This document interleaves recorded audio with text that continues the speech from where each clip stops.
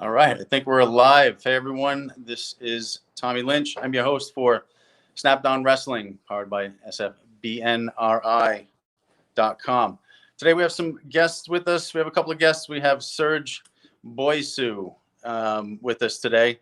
He is the founder and head coach of Mayo Quanchi Judo and Wrestling Club, founded in 1996. Former volunteer wrestler for Cranston High School West, which is where I am now the head coach and U.S. Judo World Team coach. Also, Ebed Jarrell is with us today. He runs a wrestling club as well, Iron Faith.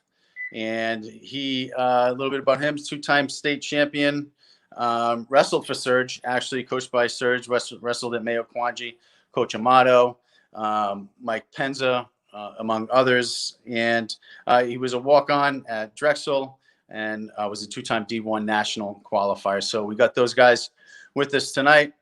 We're also going to have a new segment. If we can get our ref on, we're going to do a ref's rule segment to talk about some of the rules, possibly some of the changes, but definitely more of the existing rules that are in play that everybody really gets confused about, because let's face it, the rules change all the time. We're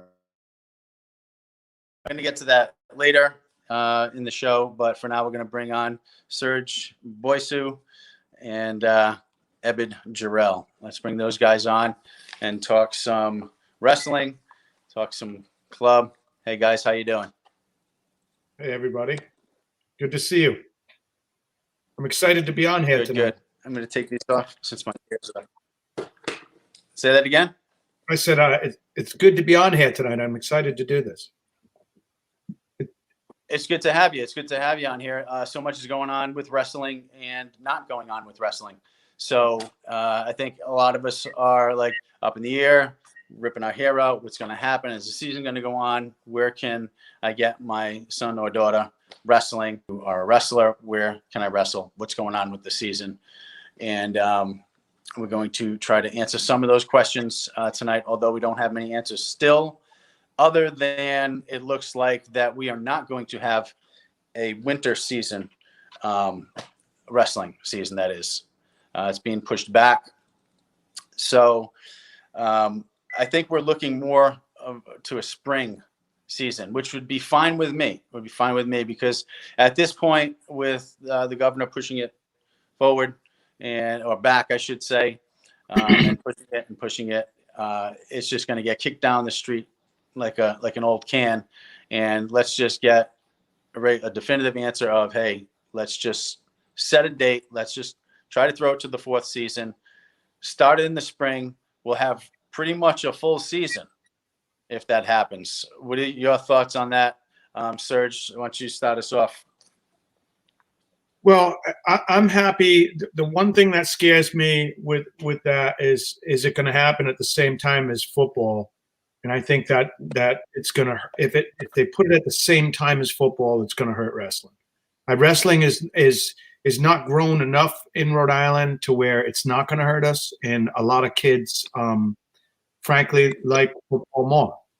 I mean, obviously there's a whole group of kids that will still do wrestling, but for me, I want to see as many kids on a wrestling mat as possible. And to conflict with a sport like football is difficult. It's difficult in my mind. But I mean, I want to take anything that I can get. And one of the things that we have to understand is now there's still a lot of privatized wrestling happening. Ebed, were you in? I know Stephen was in Pennsylvania this weekend. I was out in Oklahoma this weekend. We're still traveling around and we're still hitting tournaments. We're practicing. I know we're going to have to close down for a couple of weeks. The governor's going to force wrestling clubs to close down. I'm talking to an attorney to see if that's the case. I have a consultation tomorrow. But one of the things that we have to understand, too, is that it's not like it used to be in Rhode Island. I mean, before I opened up Mayo Quanchi, there was no privatized wrestling. Once in a while, you get some coaches in the off season that would grab a few kids and go to do some practices and travel away to a few tournaments. But there was no opportunity like there is now. You have a lot of wrestling clubs right in Rhode Island. Our Rhode Island kids can compete at the national level. They really can. People are not looking at our kids anymore saying, well, oh, thank goodness I got this Rhode Island kid. It's not the opportunities that we have and the level that Rhode Island is starting to build up to. We might not be big, but our kids are pretty darn tough, and they can hang with anybody in the country. Agreed. 100%. And So, it's because of clubs like Mayo Quanchi and now Iron Faith and some of the other clubs that have popped up in Rhode Island. When I was coming through way back in the day, not to date myself or anything like that, but we didn't really have that. We did have an opportunity where we did some wrestling with Bristol. Bristol had a thing going with Coach Kemi, had a Team USA, Rhode Island Team USA, and we would travel around to the Northeast Regionals and the national tournaments and things like that. But I mean, there was literally like 8 of us, you know, and now it's on a much bigger scale, and the kids are much tougher because they've had this opportunity, you know, even at the youth level, being able to do that and travel and hit these tournaments. And we didn't have that level coming up. But it's nice to have, for sure. What we have too, we have kids like Ebed that are coming back and giving back, and they're wholehearted. And Steven, his brother, obviously everybody knows that Ebed and Steven are basically partnering at Iron Faith. These kids are amazing, and they've seen the world. And you know, a couple of people have asked me, well, how you feel about another club opening in Rhode Island? I say, that's great. I'm so proud of them. These guys are my family anyway, but it's just that much more opportunity for our kids to grow. I know if I'm busy, I can say, hey, Ebed, are you going to this tournament? Can you check on these kids for me? Can you? And likewise, we'll take care of each other. And really collaborate. And I think that's what's happened is, especially when I first started Mayo Quanchi, I'm not of the same mold as everybody else, right? I really came from a judo background more than wrestling. So a lot of what I was doing is very foreign to people. So I got a lot of resistance at the beginning. But now that all my kids are coming back, and they're going to be better coaches than me by far. And how long can I do this for? And we're actually going to be opening up another Mayo Quanchi, but it'll most likely be in the East Bay area. Either we're not quite sure yet, but at least in East Providence or maybe on the other side, complete other side of the bay. But the point I'm trying to make is our kids have opportunity to go and prove that they can compete on the national level. Ebed right here is a great example. Ebed is a Rhode Island kid through and through. He walked on that team at Drexel. He was a walk-on, and he ended up with a full ride, right? In your last year, Ebed, like it just shows like what these kids are capable of when you have Steven and Ebed, and there's been a whole bunch of NCAA guys that come out of Mayo Quanchi that really go far. And you look at them, they're starting to give back. Juwan's over at Coventry, Ebed's over at Iron Faith, Steven's at Iron Faith, Sean Giblin's at Mayo Quanchi, and he's at Hope. Derek Adams is helping out over at Charahoe. There's a whole bunch of kids that are coming back up, and we're going to have a next wave of kids coming up. Look at Josiah and Mason. You look at Fallon. You look at a bunch of these kids that are coming up now, and we're having more Division I kids step forward. We're having more kids that are going to be coming back and growing this sport, and that's really what we need to grow the sport of wrestling in the state of Rhode Island. We need rivalry, obviously, but we need collaboration too. Definitely. Absolutely. And Ebed, how long you been running Iron Faith now? Is this the second season?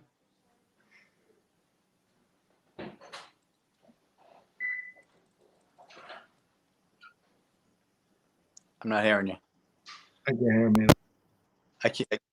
Yeah. Still can't hear you. Is it? unmute? Should you? I think you're muted. Hear me now? Now we hear you. Yes. All right. So my brother opened up the club actually last season. He was running out of Johnson and Wales, and I was still in school at the time. So, COVID actually ended my season pretty short. I was the week before nationals. They ended up canceling it, so I kind of headed back home. My semester off at home, and we didn't really know when we should open the club back up because of what was going on. And Johnson and Wales wasn't really going to be the right location because the schools kind of like we're probably going to be the last place to allow wrestling back in, like universities. So we ended up getting an opportunity in with a really big space, and we're just, ran at the place. We got a 5-year lease there. We're there to stay. We're looking to do some big things, grow the sport, and I think one of the big things that Coach Serge said is the collaboration is what we really like to bring. I think a lot of times you have a lot of feuds over different clubs and stuff like that, and we want to be kind of a middleman and an ambassador for the sport to get, high school coaches kind of collaborating with clubs instead of it being like a push and pull with coaches and clubs throughout. Because I think what happens is you have this kind of pull where high school coaches feel like they're training the kid one way, and then the club coach is training their kid the other way. So we really, want to create that more collaboration with the coaches, and because I think we can't really get much better without kind of working together, as a team. How do you think that collaboration could happen? Well, let me explain something else too. Like when Ebed and Steven and all these guys were younger, I didn't try to shelter them. I dragged them everywhere. I actually dragged these kids all over the country and all over the world. I mean, I brought Ebed to France and Bahamas. I brought them all over the place. And a lot of these kids, like the collaboration just comes from coaches understanding that we're not looking to steal credit for kids. We're not looking to be invasive into people's programs or undermine that coach in any way, shape, or form. We just want to make Rhode Island wrestling stronger. I honestly didn't even want to become a wrestling coach. I wanted to stick to just judo at the beginning. And I realized when Caitlin and Serge were young, and a lot of my Everett Deslitz and Ricondo Cole and a bunch of these kids were coming up, I said, I've got to provide them more opportunity than what's available to them. When I first started Mayo Quanchi, Rhode Island Wrestling, even RIWA, Rhode Island Wrestling Association, was against us. They wouldn't even let us name our club Mayo Quanchi. We were forced to be called Situate Wrestling when we first started out. And I ended up having to go through USA Wrestling. It was a big to-do. But I think a lot of those things we've really transcended a lot of things. And I think a lot of coaches have put on to the fact that, like, we're not meaning their kids any harm. If anything, we're going to help their kids and show those kids how to get to the national level, right? And give them the experiences that they need. High school coaches should be talking with the club coaches and saying, hey, this is what I need you to help my kid with while I'm not coaching. Because club coaches are coaching those kids for 8 months. The high school coach is coaching them for 4 months.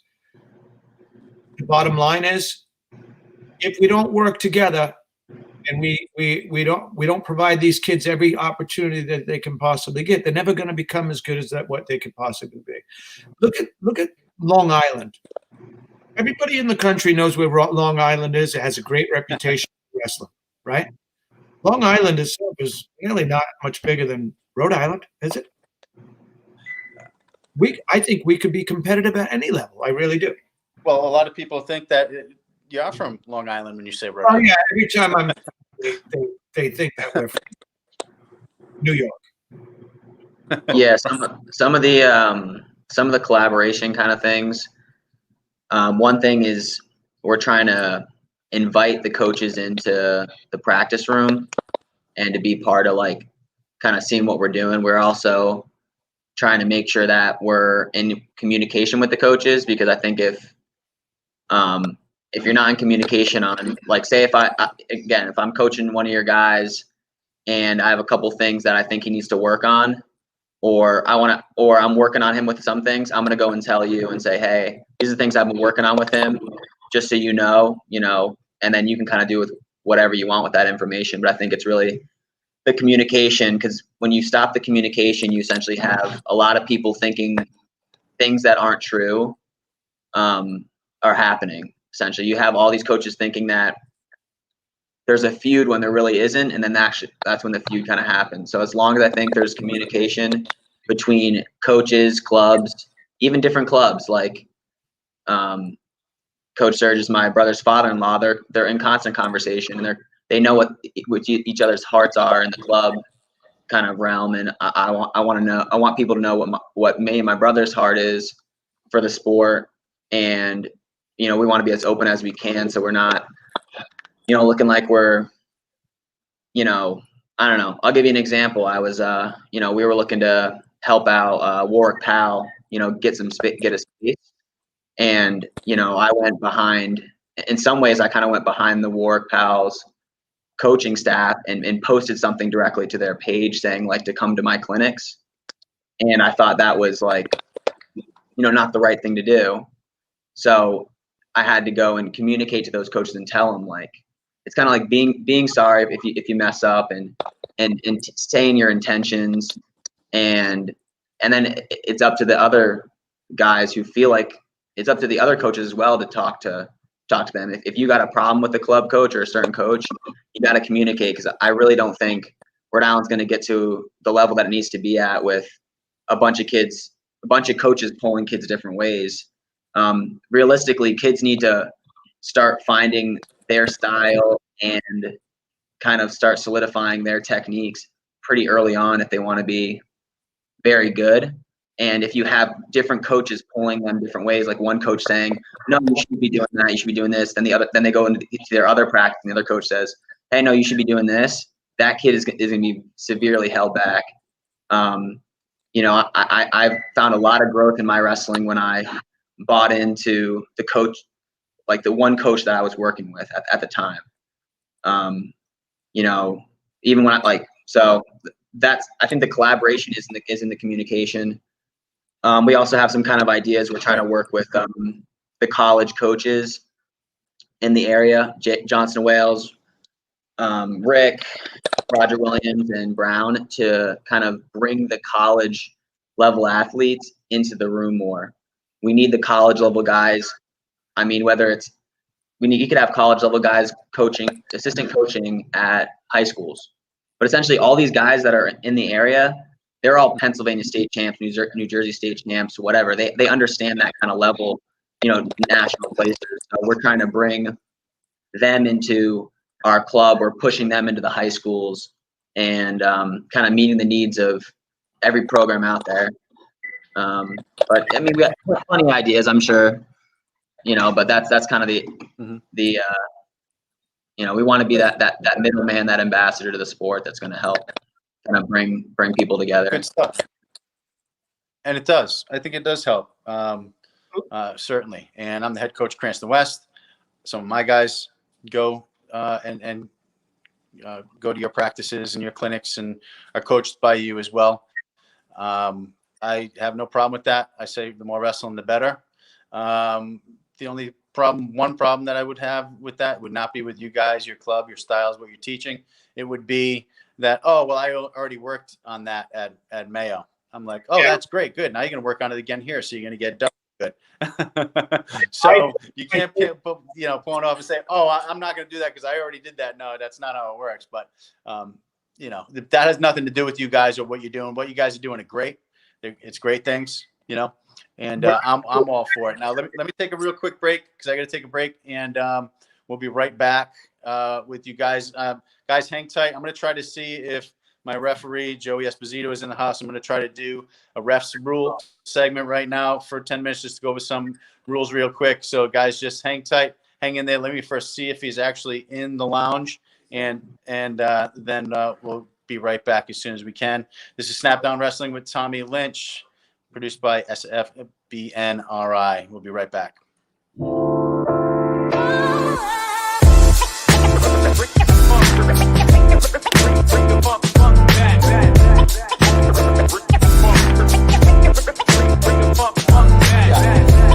Okay, awesome. Okay.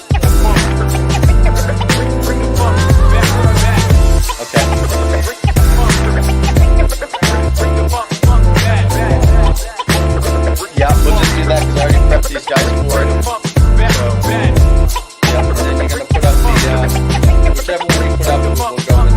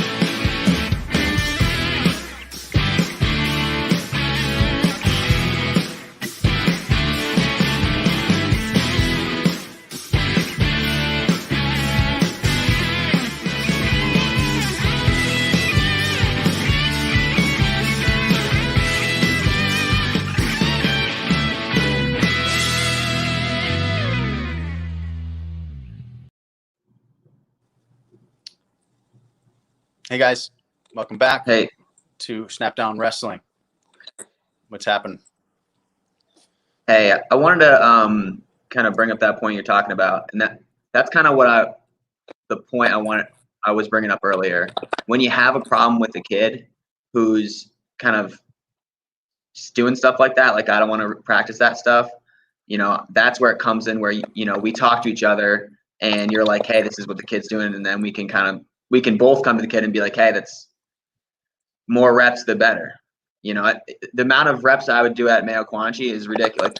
That's one of the things that I think made Mayo Quanchi's judo so good, was we would do the same throw over and over and over and over again.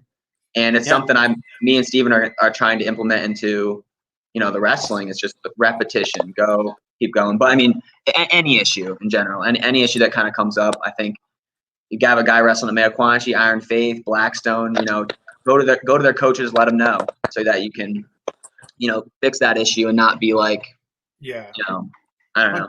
Yeah, but I actually talk to the kids now and tell them, don't ever tell your coach anything about what you're doing at Mayo Quanchi, aside from if they tell you to do something, do it, period. Don't ever say something like they do it better. Because I've had that was part of what happened at the beginning was, when we first started doing this, I didn't expect that kids would go back to their high school coach and say, oh, no, that's not the way Coach Serge does it. But it happened.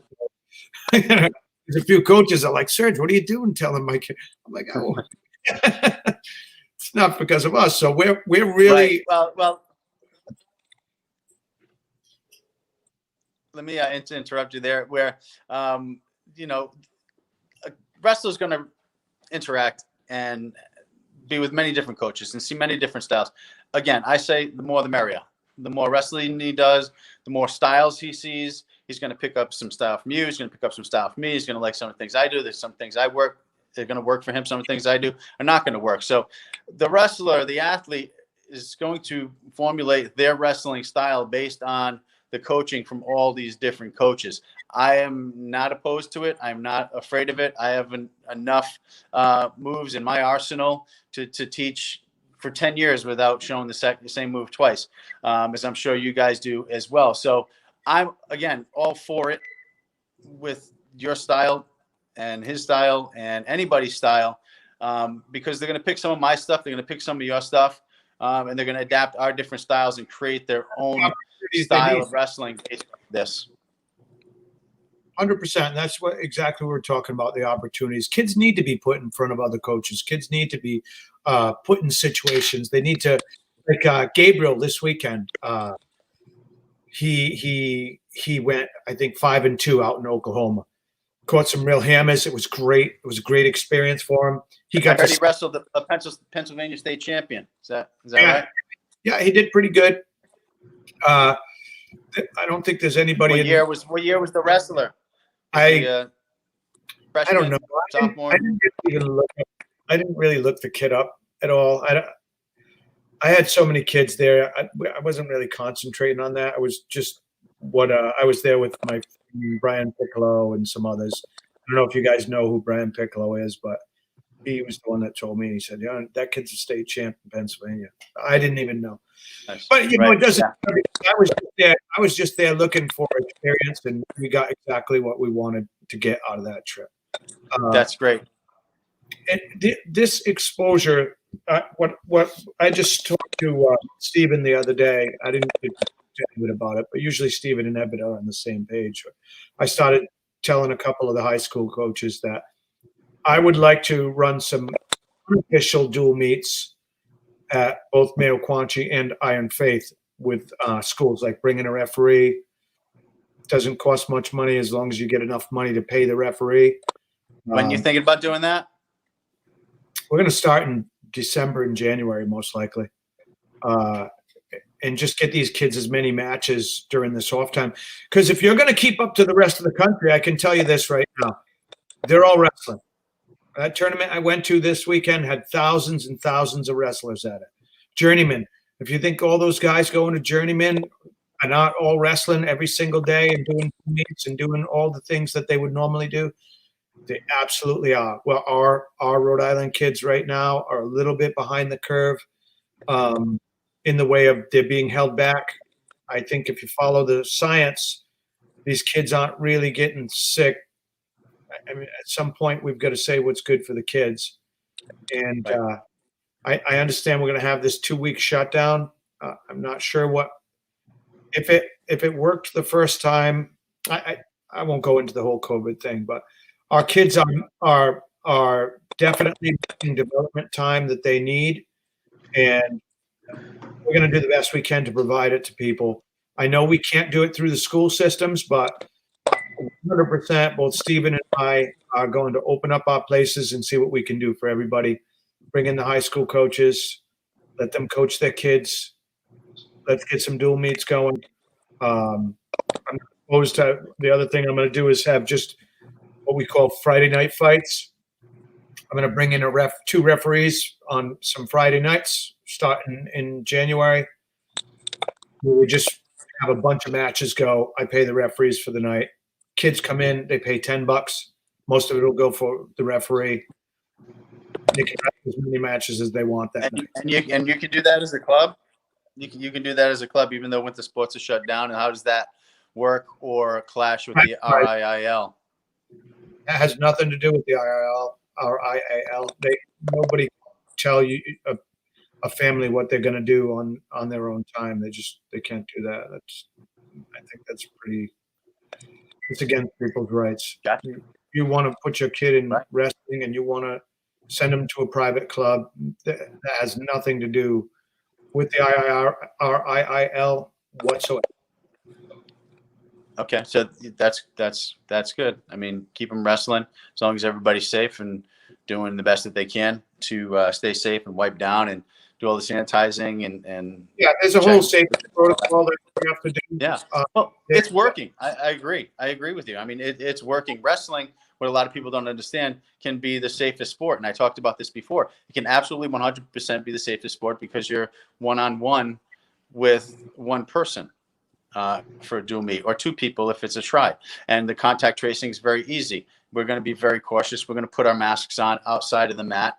And in some cases, I don't know if we would ever get to wrestling with a mask on, but that becomes more unhealthy than anything itself. So it's just something that I wish that Rhode Island was on board with, for winter sports and seeing it that way. But right now, we just gotta just take caution and go along with this shutdown for the 2 weeks. Hopefully, the numbers drop, and hopefully that vaccine comes into play, and this will be an afterthought. I think that into January, you're going to see that we're going to be well into the vaccine at that point. And even if we can't start doing those things till February, that's fine too. We're practicing with masks on right now. We're staying as safe as possible. We've been open for months. We haven't had any cases whatsoever. We're in constant communication with everyone in our club, and we're just going to do the best we can with it and make sure that people get what they need and these kids get what they need. Yeah, absolutely. Okay. Let me take another quick break.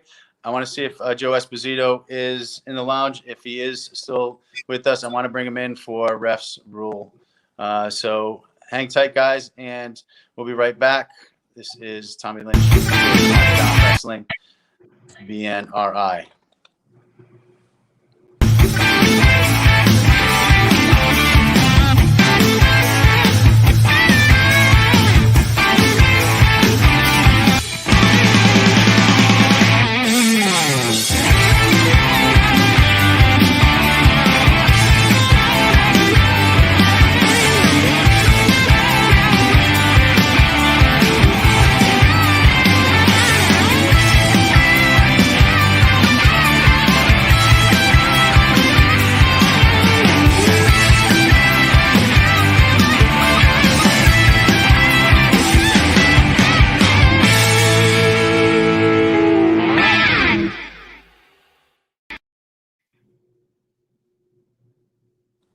All right, and welcome back to Snapdown Wrestling.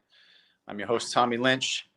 I am on with Serge Bouyssou and Ebed Jarrell, and we're going to be going into Ref's Rule. Now, we're going to be bringing in Joey Esposito. Joey, I've known for a long time since CLCF. His brother Vic was one of my first coaches, and also at one point, Joey was the coach of Cranston West. So known him a long time. Great refs, been refereeing for 28 years. Just a long time, not to give away his age. He started when he was 14, but great guy, good friend. Have all the respect in the world for him. So ref for 6 New England championships. One of the best out there. Joe, you with us? Hey. That's Joe's dog, everybody. That's Joe. He's not that wrinkly. Joe, where are you at, buddy? You guys hear? Can you hear me? Well, yeah, I can hear you. Welcome to Snapdown Wrestling. How you doing, guys? Serge, Ebed? Hey, how's it going? What's up? Okay, so we're sitting here. We're talking wrestling. We're talking tournaments. We're, talking shop, seeing what's going on. Wrestling's still happening, despite what's going on in some states that are hosting these wrestlings and not seeing huge spikes, and the kids are not getting sick. So they're doing something right. We would like to do some of that and emulate and show that wrestling is and can be a safe sport. But right now we're in a position to where we just really got to be cautious and just kind of get through the holiday, go into the 2-week pause or the soft lockdown, and see how we emerge out of this. You have any thoughts on that, Joe? Tough situation. Myself going through COVID right now. I'm getting through the effects of the pneumonia I was facing. So my attitude towards it has changed a little bit, but it's going to be tough losing a season. It's going to be really tough. Whether we go in the spring or not, there's going to be too many conflicts with other sports. Officials, there are a lot of officials out there that don't do one sport. So you're going to have a lot of conflicts there. So it's really it's gonna be tough on the sport, real tough on the sport. Kids can't go to Agreed. tournaments during the season. It's going to be extremely difficult. You know, they're telling us that you can get practices just in one school practices. I don't know if that's correct. I don't know if they changed that, but again, it's going to be tough. If these kids can't compete, if these kids can't be out on the mat wrestling, it's going to be extremely tough. Yeah, no, it is agreed. But I mean, if they push it to the spring, hold on, not to interrupt you, Joe, but if it does go to the spring, at that point, the athlete's going to have to make a choice. As far as like you got baseball players, you got lacrosse, they have to make a choice. Do I want to do this? Do I want to do that? Also, I heard a possibility where they could be doing two sports. You have a primary and a secondary sport. Let's say you have an all-star baseball player who plays baseball, but he wrestles to stay in shape for baseball. Yes, that's going to be his primary sport. And if there's no conflict, he's going to be able to do both sports. That's not written in stone. Nothing really is at this point written in stone, but it's some things that are being thrown around and being accepted by the Rhode Island Interscholastic League as definite possibilities. Even if that doesn't happen, then the person's going to have to make a choice. Okay, so if we lose, let's say we have a team of 25 kids. If we lose 5 to the spring sports, well, then we got 20. Or if we lose 10, then we got 15 that are diehard wrestlers that wrestle year round or that love wrestling, that want to do it and want to have a season. And I think everybody's going to be fine with that. I don't think it should be a non-point or not considered because, oh, well, we're going to play other sports. No, that's fine. Yeah, it is important that in some capacity we have it, whether it be this season or in the spring. What Rhode Island can't afford is to lose numbers. We can't afford it. You go into tournaments, you're going to have, if you have to decrease numbers in tournaments, it's going to be difficult even just to run a tournament. Now you got the 45-minute wait time between matches. You guys know you don't fill up a bracket. You got a lot of forfeits, so you're going to have matches come up quicker. It's going to have a lot of dead time. So, it's important that we put the kids on the mat, we get the kids wrestling, we get them out there. I did the Serge's gym, and I got to say, as far as being clean, as far as being well maintained, it's top notch. It's incredible when you walk into the place. Super, super, super impressed by everything. And I'm sure it is following the same way. Got a great teacher. So. Yeah. All of the cleaning is going to be in play. All that's going to be behind. All that's going to be ramped up. We definitely understand. You got the defense wipes. The wrestler's going to be wiping down before he steps onto the mat that's already been mopped and sanitized. And then when he comes off, he's going to be wiping down and taking all of those sanitary precautions definitely across the board. And again, the contact tracing is going to be the easiest of all the sports. Not to compare to other sports, but it just is. I mean, that's an absolute fact. Now, tournaments, on the other hand, that's going to be a little tougher, but you're still only wrestling 4 or 5 guys. Could you still have tournaments? Yeah. The crowd would have to be dummied down, and that would be the biggest problem that I would see. Not so much the wrestling, but it would be the crowds. That would be the real risk, I would think. There, have in-state tournaments rather than traveling out of state. That can be a possibility. Or guess what? No tournaments, which would be a shame. But if that's the way that they're going to go, I mean, they're going to offer certain things before they take the season away, altogether. But like what Serge said, by then, hopefully the vaccine's well in play. Everything's going down. There's no spikes. Everything's on the decline. Everyone's getting their vaccine, and we won't even have to worry about it. Tournaments will go back in play, and we'll be able to have a full wrestling season for some of these seniors, especially, and some of the new guys coming in as freshmen that need to have that first opening year of their high school career be something great and something memorable, not just a shutdown or a shoddy half-assed 4-week season. All right. Now, to deviate from this conversation for a moment, Joe, now that I got you on, I just wanted to go over for the viewers the rules. And you guys take a lot of heat out there, and it's funny sometimes when I see it, not only from parents, mostly parents, but sometimes coaches too, where they're yelling at you to no end, and they're wrong. That's not, they don't even know the rule, and they're yelling about something that they have know nothing about. So kudos to you and all the other refs that have to take that and still maintain a calm demeanor, which you guys do great. But the one rule that is always up in the air, like people aren't really sure about it, is out of bounds. Where does that come into play? Where does that fall? You take someone down, you're right on the edge, out of bounds. Now, I just put up the neutral position, and you can see right there, and I've seen many refs call 3 of those 6 positions that were inbounds out of bounds. So if you can go over each one, the figures are labeled, and you can kind of talk about. First of all, with that the other line, they're showing a line on the diagram. Yeah. In actuality, that line no longer exists. It's just a solid circle or out of bounds. The line is part of the inbound circle. So don't get confused by somebody stepping on the line, because the line is part of the inbounds. Okay. So the rule states that one supporting point of each wrestler. Any 2 supporting points.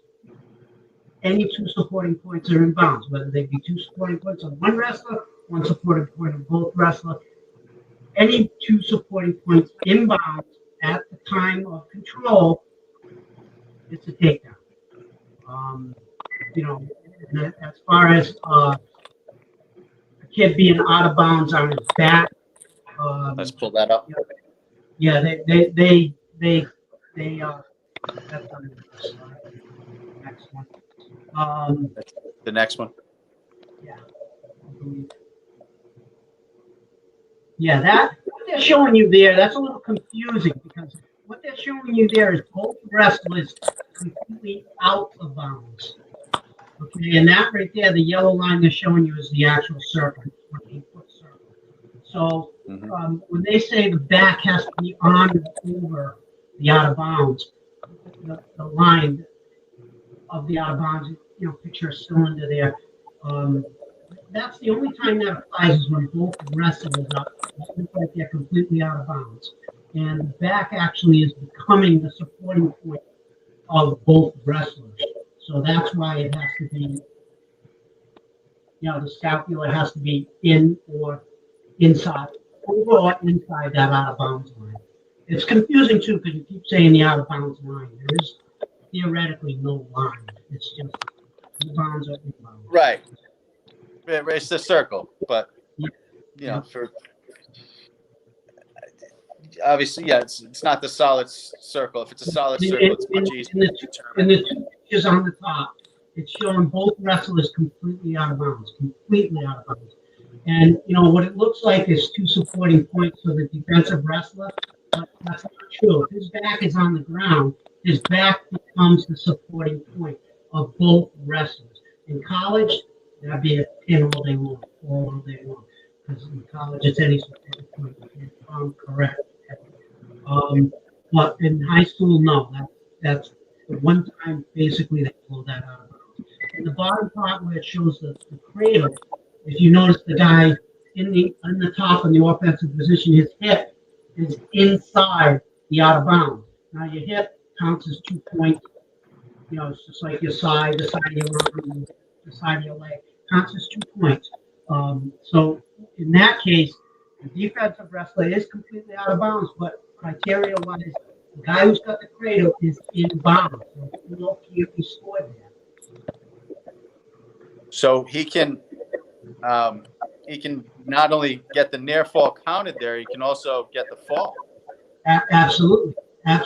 Yeah. And you hear a lot of coaches still yelling, "You can't get pinned out there. You can't get pinned out there." Yeah, you can get pinned out there. The guy on the top, he's going to have everything. The man who's in the offensive position, he can't only have his toes as a supporting point in bounds. If so, he has to be in bounds from his knees down, his knees to his toes. Once his knees go out of bounds, it's a stoppage. You can't pin him there. That becomes Yeah. out of bounds. And then if he is on his toes and the knees are over the line or the circle from in play or out of play area, From in play, yeah. Once the knees cross, then he's out. Yeah, once the knees cross to go outside the cylinder, you're considered out of bounds. I mean, that was new. I mean, last year was very confusing. Last year and the year before, they were almost updating the scoring criteria throughout the season as it went, because it wasn't the same at the beginning as it was in the end, because it got so confusing with the way the rule was written that they had to amend it. They had to. It was nuts how we had to call it, but they did. Really confusing. Yeah, really confusing. So, for sure. But this is definitely something that had to be clarified and needs to be clarified even more, because it's a big thing. It really is make or break. Could ruin a match one way or another. And like you said, people are still yelling, "Hey, just slide off. You can't get pinned, or you can't get give up points there," and you can. But a while ago, I can't remember how many years ago that changed. Maybe you can kind of tell me how many years ago. it actually was only about 3 years ago that had changed. Whereas the defensive wrestler, his back had to be almost entirely in bounds to be pinned. And it was just, it went from one extreme to another real quick. And again, it's the most difficult call to make, aside from stalling. It's an extremely difficult call to make when you're looking at the opponents. So in the last near fall, inbounds, out of bounds diagram that I had up there, those are all in bounds. No, they're not. The two at the top are out of bounds. The two at the top are out of bounds. Yes. Okay. Only because both wrestlers are completely out of bounds. Okay.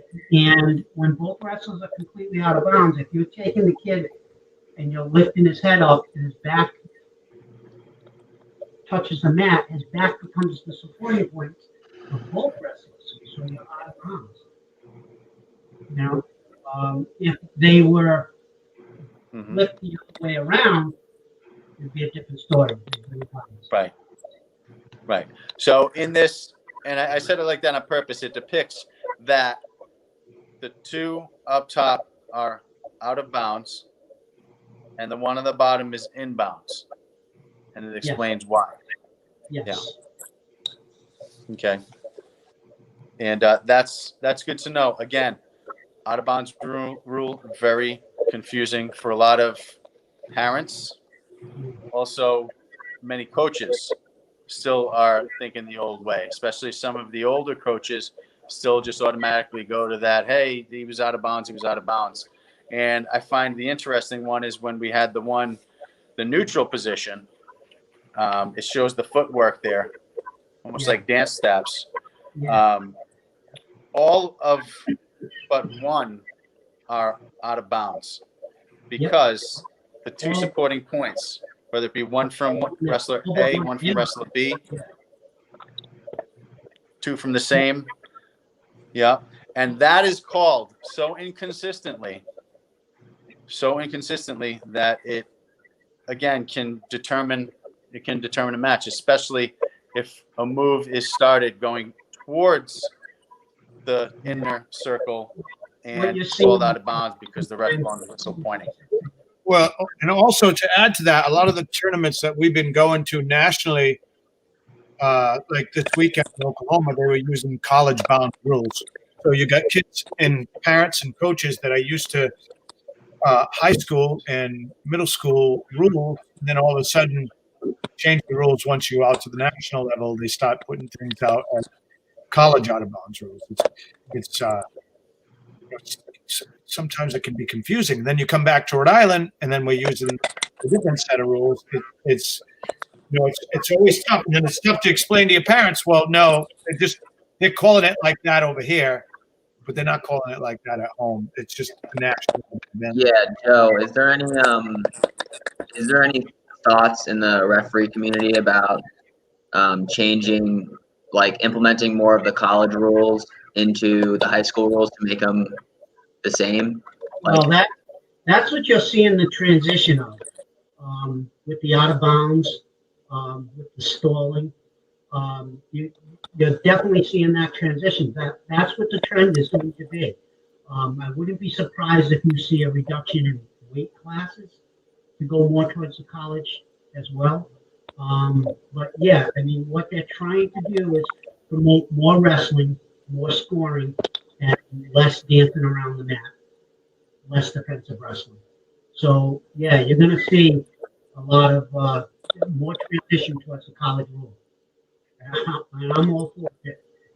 Yeah, You I know? like the college rules a lot better.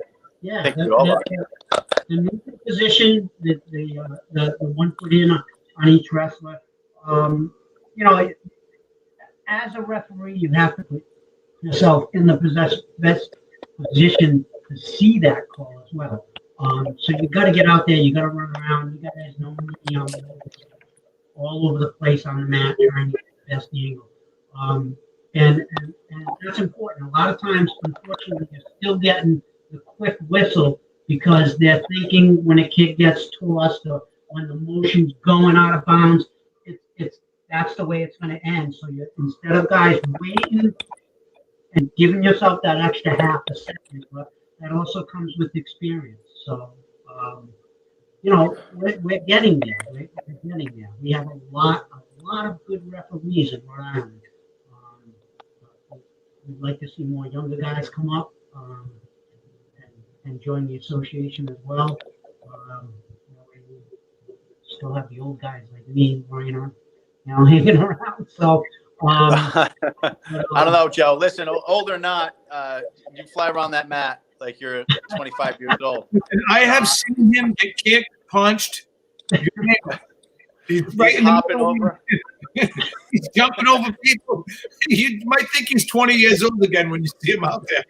Yeah, and he does that too to save the wrestler in certain positions. If there's something that's going beyond potentially dangerous and is going immediately into illegal or something that could be a breakage, he does a front flip to get to that kid and grab and hold that and stop the match. And Joe, one of the best at doing that. And Joe, you make me nervous. You hop around so much. One time, I swear, I thought he broke his leg. He's like, I'm fine. I'm like, wow, you're my hero. One time I hit him in the groin. Joe, you remember that shot when you got hit in the groin like hard? yeah. That was a bad one. That was at the finals at the sectionals, so everybody. So, I finished the match. Wow. They finished the match. I mean, I finished the match. that's the show. The show must go on. That's Yeah, great, no. and it's admirable, and what makes you as good as you are, and everybody sees it, and we appreciate all the Thank effort that you do to stay in the game and to keep the kids safe. One more thing. Speaking of college rules and all that, do you think you'll ever see the replay come into play in high school? I don't think so, only because the schools just don't have the technology to do it. So I don't think you'll see it. Will you eventually see it maybe at the state finals of the New England? There's a possibility there. There's definitely a possibility there. But from a dual meet point of view, that's highly unlikely. I don't think you'll ever see that. I mean, we have a tough time just getting caught at some schools, and Sure. Yeah. But at the state level, maybe even if they do it in the semis and the finals, same thing with the New England. I think it'd be a great addition. But again, there's a lot of money that's going to be involved to make that happen. So, Well, even at the national level, if you want to challenge a call, if you want that replay, you have to pay $100. If you're wrong, they keep $100. You know that? Really? Oh yeah. You go out to Virginia I Beach, didn't you know that. go out to a lot of these places. You want to challenge the call, you have to put $100 down. They'll review it. I honestly, I've never seen one get turned over yet, but I've seen a lot of people forfeit $100. Tommy, you wanted to go over to stalling too, right? Bud? Yes, definitely. Because that's the other thing where that rule has changed in the past 2 years. So I think people are still looking at the old way, and it's not that way anymore. So if you could go over that real quick, and we'll wrap it up with that, that'd be great. And it's actually changing again this year too, from the neutral position. Again, what it's done is it's promoted wrestling. More scoring. Pretty much, you're moving backwards. If your heels are always to the line, you got to make some sort of effort to come back in bounds. Make some sort of effort to turn around to wrestle. If you're constantly backing up on your heels, it's stalling. It's stalling. If you're blocking, you're stalling from the neutral position. Difficult just to narrate that and say what is and what isn't. But you're going to see that call a lot more next year because of the additions with some of the criteria. And they did take it out of the penalty. So as far as it being its own penalty, to promote calling it more. So last year was the first time. So you're going to see it become be called a lot more frequently than you have. So it's good. It's good for the sport. It's very good for the sport. So I didn't know if there was a certain situation, anything that you wanted to go over. So first time, but there, but caution. Warning, 3 2 points, choice, and then DQ. So they also added the shoelace thing into the too. So so that adds to it as well. So it's not just wrestling. Now you're talking equipment management that is going into the call of stalling as well. That's automatic. That shoelace comes undone. Yeah. That's automatic. And I believe this year they added the loss of a shoe. So a kid loses a shoe and it's not laced up correctly. I believe that's been added to the criteria for stalling as well this year. Pushing a guy out of bounds, because before it was just basically a guy backing up. So you had a lot of bull running, guys just running guys out of bounds. I believe the criteria has been upgraded to even pushing a guy out of bounds now is also going to be which I think is fantastic, because a lot of kids were doing that, trying to steal the stall call, and it's not right. You can be pushing into the man and still stalling. So Sure. And that's fleeing the mat. Yeah, exactly. Same type of situation, fleeing the mat. Yeah. Guys, in on a single and you're fleeing the mat. Sometimes it's not so evident. Sometimes they really turn and try to dive out of bounds, and that's going to be automatic. That could be a technical violation as well, fleeing the mat. But you used to see a lot of kids having the high single and pulling them off the mat with it. That's stalling. So there's a lot to it. You're definitely going to find a lot of adds, additional criteria for stalling this year. The hair rule, I believe, has changed, so there is no restrictions on the hair. Still have the facial hair. As far as what I read, is if it's been put into the rule book this year, because normally we've already had a meeting and gone over a lot of stuff. Sure. Couple of them. Receiving emails. I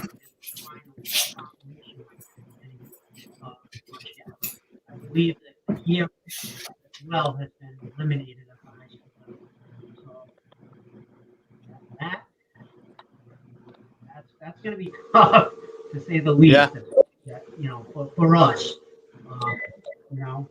And they've added, I believe, a technical violation to going with the hero too, as far as pulling the hair, using the hair. So you're going to see a lot of additional criteria, I believe, in the rule this year.